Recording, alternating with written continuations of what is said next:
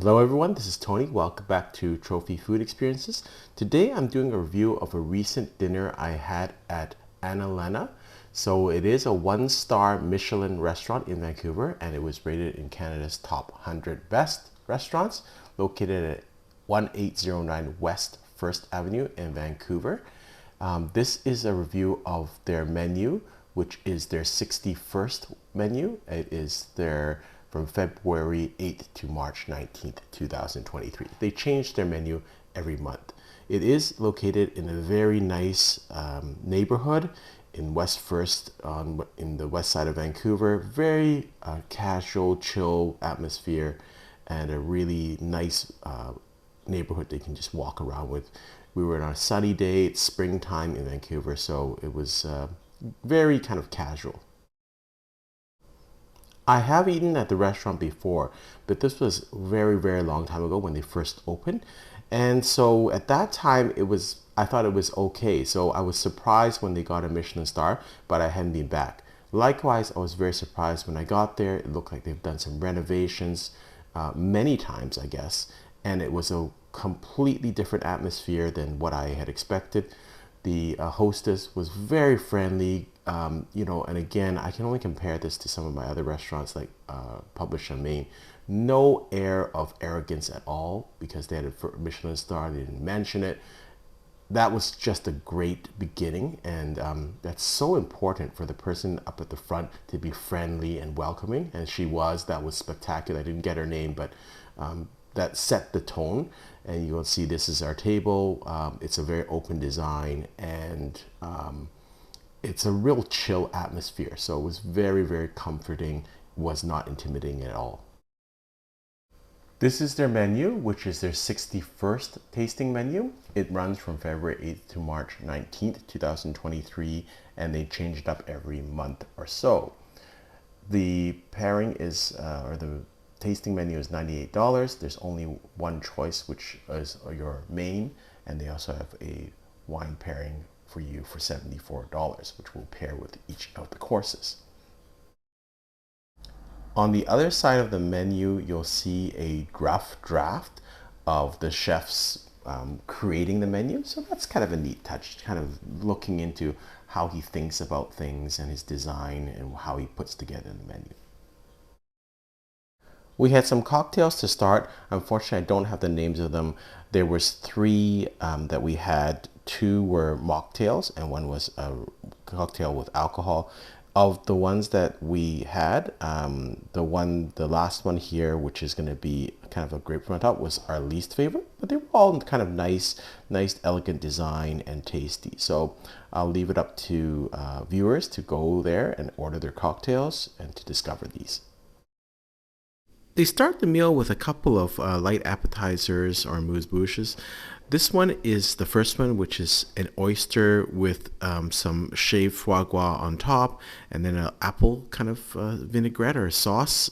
It's quite nice and light and a nice way to start the meal, so I really enjoyed this. And the next amuse-bouche was a kind of a chicken croquette with some caviar on top. So already with the amuse-bouches, I think there shows that variety and creativity. Both of them look very different. You have seafood and then meat. You have caviar and truffles. You have cold and warm. So I liked how this meal was going, and everything was tasty and looked good. It is a price fixed menu for $98. You don't get any choice other than for the main course. So this is the first dish, which is the North Arm Farm carrot, which was with apple, horseradish emulsion, sunchoke, and dill. Like this dish, I'm not a vegetarian per se, but I really appreciate this dish. The carrot was nice and sweet, and I like the horseradish apple emulsion. That really added or complemented the sweetness of the carrot. This is the torn bread, and this comes with a second course, which is these Salt Spring Island mussels, which will be on the next picture. Great design of the bread. It looks great in terms of the presentation. Nice and flaky, rich. And it really goes perfectly with the mussels in the broth. This is the Salt Spring Island mussels with chili lemongrass broth. So it does have that little Asian Thai influence and a little bit of spiciness. And then if you mix it in with the bread, and also you have the mussels there, it's quite pan-Asian in terms of feel. So I thought it was good. Next dish, porridge of fermented barley. So it's porcini and parmesan with pulled puff grains and black truffle. Again, it's not a dish I would normally order, so but it was delicious. It is very filling, but I love the design. If you look through all the photos, everything is a little bit different in terms of the plating, the textures, the ingredients, the look and design. I love the variety, and I love this journey in terms of it's not just we're focusing on good food, but we're talking about a journey and exciting the palate. So I thought it was very neat. It's not something that I would normally order myself, but it really allows me to try something different, and it was delicious. For the mains, you had a choice of Fraser Valley pork shoulder or the Haraguay black cod, but they also had an extra dish, which is the 30-day aged beef with a little bit of I think a pork ball also. And so this you had to add an extra $30.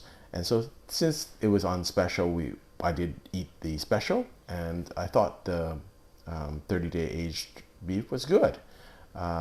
It also has a braised daikon, and I thought that was done very nicely also. So I would say a good dish, but I was more impressed with the starters and the first couple of dishes, maybe because it's not as normal and it's not something that I would normally eat, and I was surprised how much I liked it. So this was a good dish, but not as special as the other dishes that I had.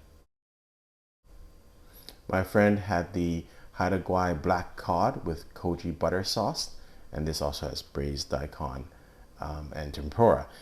So it was a great dish. The only complaint is too small. But that's kind of just in tongue in cheek. Of course, you'd like to have more of it if something is nice. There's plenty to eat, and I was quite full with the bread and also the fermented barley and these amuse-bouches that they kind of sent around complimentary. It was plenty, so it was a sufficient meal. You're not going to be going hungry on this restaurant. This is the dessert, which is almond cake, blood orange ice cream, toasted white chocolate mousse. Nice design, good dessert, not something I would order myself. So again, it kind of expanded my boundaries in terms of my tastes. They ended with a complimentary kind of balls, like these are chocolate with some caramel inside.